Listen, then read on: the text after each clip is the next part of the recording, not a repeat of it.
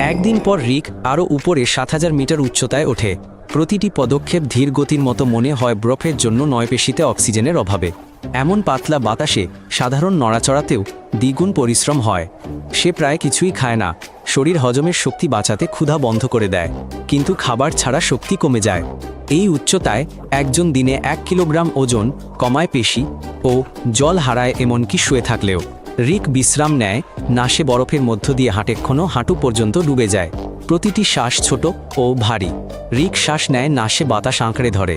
মুখোশের মধ্য দিয়ে বাতাস ত্বক কাটে, চোখ আর স্বাভাবিকভাবে ফোকাস করতে পারে না। সবচেয়ে খারাপ হলো বাতাস। এভারেস্টে এটি ঠান্ডাকে মারাত্মক করে তোলে। পোশাকের নিচেও শরীর ক্রমাগত তাপ হারায়। ঘাম দ্রুত শুকিয়ে যায় এবং তাপ নিজের সঙ্গে নিয়ে যায়। রিকের পায়ের আঙুলে ফ্রস্টবাইট শুরু হয়। সে আঙুলের ডগা অনুভব করে নাকড়ে আঙুল নাড়াতে পারে না।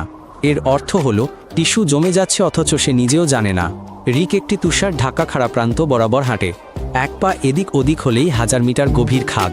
সম্পূর্ণ পর্ব দেখুন ইউটিউব চ্যানেল এটাই রিকে।